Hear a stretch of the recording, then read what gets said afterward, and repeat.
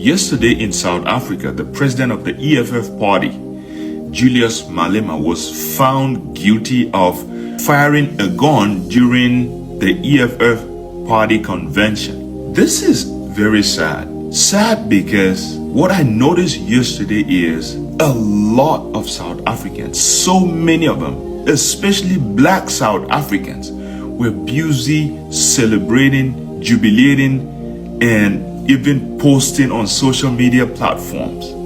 Wow. You know, betrayal in Africa, we still have a very long way to go to get that cankerworm out of our society. Because the black man finds it very easy to betray their brother. This is the same man who is fighting to get back the land that they seized from you, your forefathers. Your land that was seized by the minority white. He has been on that battle for so many years to recover back your own land. But you know what? Some of you guys are the same people for whom he is fighting to turn around and mock at him. This is the same guy who is fighting tirelessly to free your country from this white supremacist.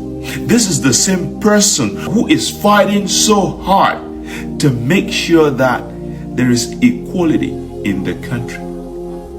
But some of our South African people are the very first people, black South Africans.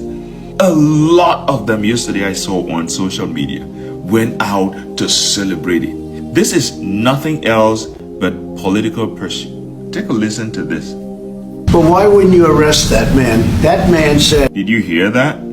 Since when Ramaphosa went to the White House and had that encounter with Donald Trump, Malema has been having from one trap to another.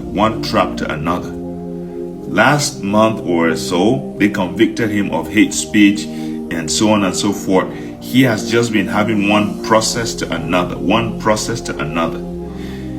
South African, open your eyes and stand up to fight for this man before it is too late. Before it is too late. This is the one guy in that country who has the audacity to face those white supremacists and tell them to their faces that they need to liberate the land that they have been holding for so many years. And the funniest thing is, most of the land, they are not doing anything with it. Whereas our black brothers and sisters have nowhere to even build. Some do not even have a place where they can cultivate as little as their vegetables. This is so terrible. And a percentage of maybe 8 to 10% of a population of white people are holding the entire country captive. And it means nothing to some South Africans. And they are happy to see Julius Malema go down. Forget about all these things, all these charges. Were they not two of them? The other guy was a white. Was he charged with anything? He was completely cleared from all charges. But Malema, he was found guilty of all the 5 charges. Wake up, South Africans. Wake up before it is too late. Wake up before a very big brother of apartheid falls back on you. And this time around, it may be so terrible than what we have ever seen or heard before. Listen to what Malema said. A sail, plastic covering it. And if you shoot from that stage with a gun that is pointing up, it is bound to damage that particular stage. The people of the stage came here, told you and this court that the inspection was done by the police. They did the inspection themselves on their stage and all of their properties. None of the properties were damaged, which is a clear demonstration that no live ammunition was shot from that podium. Equally, I've not endangered any life and I did not have to take any precautionary measures to save life because I was never in such a position where I can damage life. Where real life ammunition gets fired, human beings, even without looking at where. You see, they are convicting someone with no proofs. With no proofs. Convicting someone with no proofs. Guys, it's time for our South African people to wake up. If not, we're here, right? A day is gonna come. All those who were busy smiling now because a hero is down. And please don't come and tell me that Julius Malema is a sellout. He's no sellout. He's not a sellout, because whenever some of you guys hear his name, you start saying Julius Malema is a sellout. Let me tell you something. You can never be a sellout and be an enemy to the West and to the United States. No sellout in Africa is ever going to be an enemy to these people in the West. When you are a sellout, they give you red carpet treatment. They welcome you with all their open arms. But when you touch their interest, when they know that you are going to be a problem to their policies, you become a problem. And they find all ways to create charges against you. They find ways to make sure you fall into some traps so that they can nail you. Wake up, Africans, before it is too late. Wake up, South Africans, before it is too late. Those black brothers and sisters who are smiling and jubilating, you have no idea what is being prepared against South Africa. Guys, let me know what you think in the comment section. I'm just so disappointed. I'm just so disappointed. See you in my next one. Firstly, understand this. I wasn't planning to do this video, but I'm pushed to a point I have to. I need to address this thing around my campaign because I'm getting a lot of xenophobic attacks. Firstly, guys, I don't see a need for me to actually state that whether I'm African, or I'm South African, I'm Zimbabwean or whatever. But since I think it's gonna help. Guys, I am South African. Nancy, I'm South African. Like, understand this, guys. I don't like what's going on under my comment section. You guys are attacking Zimbabwean people, are not actually there for the actual campaign. Firstly, the campaign. What is the campaign about? Since people don't read to understand. Do you see the importance of school? School's important. You guys don't read to understand. Like, what were you doing during English? Oh my days. And I'm trying not to be disrespectful.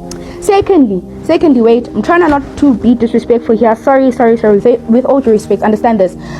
Guys, it's important to read to understand, because you answer nonsense and you attack other people and you swear. You guys are old enough to be my parents, but you're there swearing and doing all these things under my comment section, attacking Zimbabwean people, xenophobia. Guys, who has time for all of these things?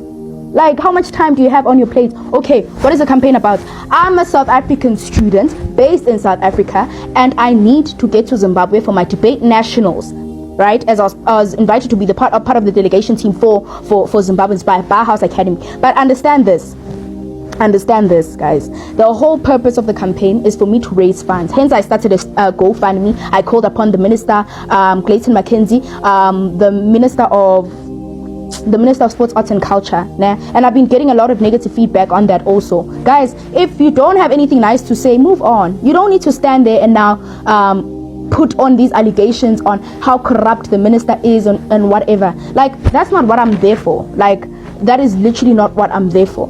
Another thing, like I said, I'm South African, because I've been getting this question. Are you South African? No, we're not Zimbabwean. Hambalana. Wow, what is going on, guys? What is going on? Genuine chats. I'm not gonna freaking crash out right now because of you guys. But what I'm trying to understand is that, okay, so you guys are engaging on my video. You guys are sharing it, and then you come back and you have negative comments. Well, shout out to the people who had positive comments and are actually trying to help. Like, I need to raise 12,000 rand. That is the whole thing. And what does this 12,000 rand include? It includes my flights, my accommodation, my registration fees for the tournament, and paying the judges and all of that. That is what the 12,000 rand is for, right? Guys, if you don't have anything nice to say, if you're not there to reshare the video or repost or actually help me raise these funds, like, please move on. You don't have to stand there and now start attacking and expressing the amount of hate you have on Zimbabwean people and all of that. I understand you guys have this thing, I have the freedom of speech or whatever. If freedom of speech, take your freedom of speech and take it somewhere else, because we're not here for hating. I don't do negative energy. I don't do that. Move on if you're not here for nice things. But anyways, hashtag Azi to Zimbabwe. That's what the campaign is for. Please, guys, it's still going. Please support. Please read to understand. School is important. Let's read to understand. Respectfully, this video is out of respect. And yes, I might be emotional. I'm crashing out. But guys, reading to understand is important, because we wouldn't be having this conversation at all. And shout out to the people who are actually helping. I really appreciate. And that is Azizipo Ndarala, South African from Eastern Cape. She is Xhosa.